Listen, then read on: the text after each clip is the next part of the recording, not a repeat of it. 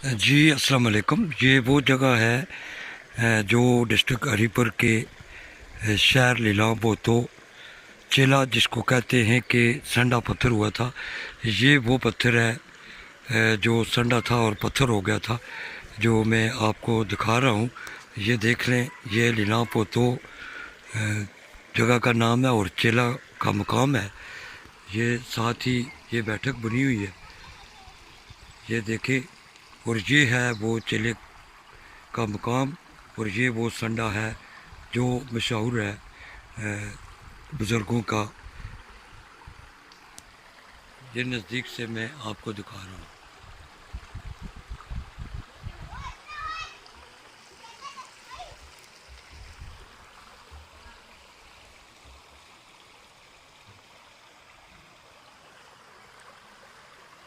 ये वो पत्थर है, संडा है जो पत्थर हुआ था।